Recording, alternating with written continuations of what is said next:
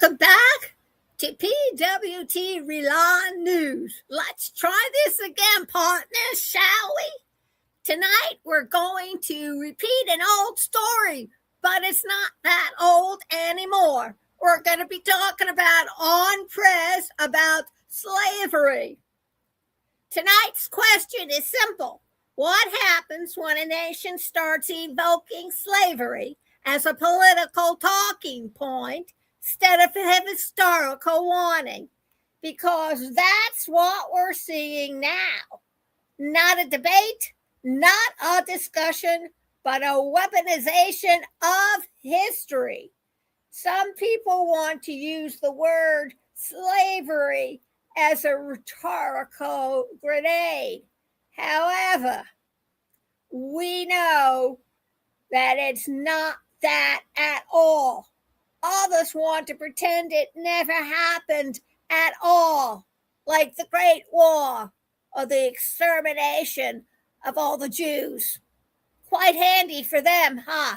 To get amnesia with history.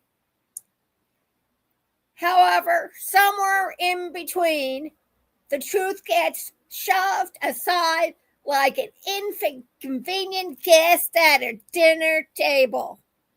You know the kind.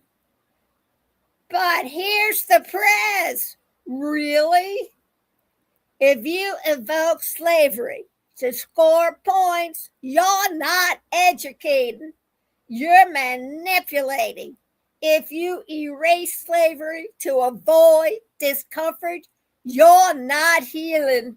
You're hiding like that ostrich in the sand. But here's what you really need to know. A nation that cannot face its past cannot manage its present. A nation that cannot manage its present cannot shape its future or anyone else's. So tonight's Prezz takeaway is this. History is not a prop. It's not a punchline. It isn't a political tool or toy.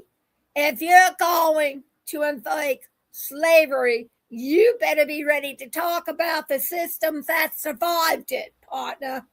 The policies that grew out of it and the people still affected by it. Otherwise, you're not invoking history. You're invoking ignorance. Prezz out. Stay alert. Stay aware of your surroundings. But most importantly, stay informed. What are you waiting for, folks?